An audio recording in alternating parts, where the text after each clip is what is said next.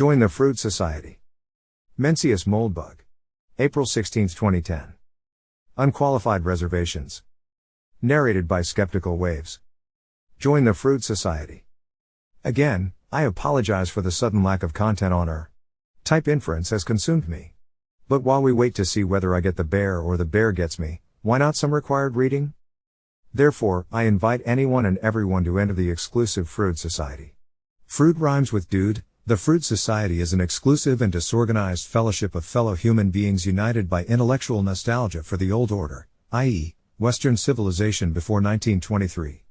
The Society, which is not an activist organization, expresses its refined sodata by reading works published before 1923. Again, the Froude Society is exclusive. Whatever its purpose may be, the method of the Society is not to maximize its membership. It is certainly not a democratic organization. Rather, the Society exists to consider the old order collectively, and it measures its work by the quality of its thought. Which is not in any way dated, or at least not meant to be. To join the Froude Society, actually, to become a deacon of the Froude Society, all you need to do is read 3 works of high Victorian political and historical criticism. I recommend this order: The Bow of Ulysses, by James Anthony Froude, Popular Government, by Henry Sumner Maine, and Latter-day Pamphlets, by Thomas Carlyle. These books will change your life, or at least your mind. There are more books, more authors, where these came from. Without blinking we could add Lecky, Stephen and Austen to this pantheon, for instance, nor are Ruskin, Arnold, and Kingsley to be sneered at. And the remaining oeuvre of Froude, Maine and Carlyle is no less vast. And this is not a random sample of Victorian thought, but the cream of a coherent tradition. And anyone can read it. It's free, thanks to Google. Now and for the foreseeable future, Froude is more accessible than Stephen King. The task of the Froude Society is to restore high Victorian thought in the 21st century. And when I say restore, I mean restore to life, not study. The Society traffics not in critical formaldehyde. The historical subject is always and everywhere a human being. If you had him in your living room, you could watch CNN with him. If you'd be surprised by what he'd say, perhaps you should have read more and studied less. If you disagree on some matter but are not prepared to grapple, don't be surprised if he throws you down. The past, while much studied, is little read, at least, not on these terms. To restore an intellectual tradition, as opposed to merely studying it, demands you believe in it and adopt it as your own. Think of it as shooting on location, a critical test of authenticity. To restore the old farmhouse, you need to live in the old farmhouse. Otherwise, you're just a contractor. You can read the Froude Society canon without becoming a Froudian, but it takes a pretty considerable power of resistance, I feel. The scholars of the European Renaissance did no less with the Greco-Roman texts they found in their monasteries. They saw, here was an alien civilization, now deceased, superior to their own. There was simply no comparing Virgil to the monks and professors of the medieval university. This comparison was one the scholastics would simply never win. And in a century or two, Church Latin was no more. The Italian upstarts didn't just visit the old villa, they moved in. If you're restoring a tradition, as opposed to studying it, you maintain and update it. If Froude had lived another century, would his mind have changed? If he was not locked in a closet, most certainly. It is incorrect to reason from this fact, however, that his mind would have changed in any predictable way. It is certainly incorrect to assume it would have changed in any fashionable way. Old men, whatever their vices, are not terribly susceptible to fashion.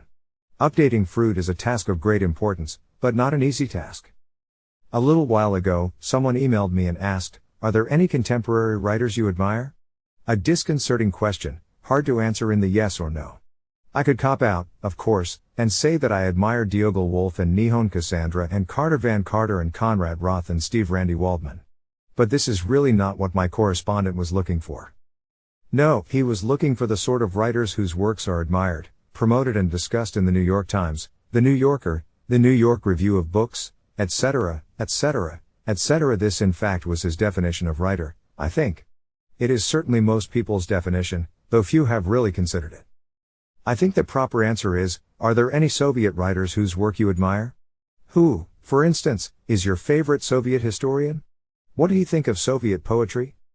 But this is recent history, still loaded. Perhaps a better comparison is to the Greco-Roman era, from which we see almost no work of any lasting quality after 150 AD, and even less after 250 or 350. Why were these periods of intellectual decline? Not because of a general shortage of education or intelligence, the likes of Sidonius had no shortage of either. Yet if you read Sidonius, even his private letters, what you find is flowery garbage. There is almost no content. Content is entirely reduced to style and formalized sentiment.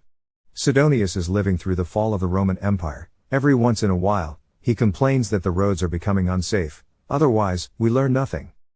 In early 21st century America, just as in the late Roman world or 20th century Russia, as in our society, each year many baby boys and girls are born who could grow up and become good writers, in the sense of, people paid to write, promoted by the Times, etc., etc., and if our system of government changes, perhaps they will. Otherwise, probably not. The baby boys and girls grow up, of course, but no man is an island. Or can teach himself to write. Or even, still today, can be his own publisher. And this is why I cannot point to literary giants I respect, admire, and could never hope to equal. I can, but the only giants I can identify are giants of a different era. Just as, living in the Soviet Union, you might say that all the writers you like are American. Time, not barbed wire, divides me from my heroes, the principle is the same. I encourage others to adopt this line of thought. There is nothing egotistical about it, just the sad realization that, per Carlyle, you are fallen in an evil, heavy-laden, long-eared age, and must resignedly bear your part in the same. And this is why we read Froude and Maine and Carlyle. We read Froude and Maine and Carlyle because, when we read Froude and Maine and Carlyle, we sense ourselves in the presence of a civilization which is, in certain very important respects, superior to our own. Carlyle's era had problems, sure. But not the problems we have. And, as Froude writes, each age would do better if it studied its own faults and endeavored to mend them instead of comparing itself with others to its own advantage. The professors of the later 20th century, as in so much, managed to find the polar opposite of Froudean good sense and extend it deep into pathological absurdity. Except possibly in the Soviet Union, past hate has never been so common and widely taught. This is no good sign. There are many ways in which 21st century civilization compares favorably to the old order. Its computing hardware, for instance, is far superior. Its physics is far more delicate and nuanced. Even I do not much care for Victorian fiction and poetry. And so on. We need not overlook these matters, and indeed must not, but to dwell on them as pathological. Rather, if there are matters on which we must dwell, there are faults. Which comparison with the Victorian order, or with any past, may not reveal. The past may have the same disease, all pasts may have the same disease. But this is not the case with all diseases. And if you cannot think of a case in which our age shows comparative disadvantage, much you have to learn. Much has been hidden, both present and past. My point is, 20th century scholarship on the old order, while sometimes valuable, must be treated with great caution, and the later it goes the more worthless it gets. The professors of the 20th century are quite sound on the 17th and before, increasingly weak in the 18th, highly unreliable and actively misleading in the 19th. By the 20th, you are reading journalism. Thus it is essential to read the Victorians before you read about the Victorians. Once you have a strong grounding in Victorian thought and feel you could have a conversation with Froude, you can dabble in some of the modern commentaries, just to know what you're not missing. Carlyle in particular is extremely distorted, largely by a focus on his least interesting work. I know of no modern biographer, not even Simon Heffer, who really takes his politics seriously. So, without further ado, The Bow of Ulysses, Popular Government, Latter-day Pamphlets. These books will change your life, or at least your mind.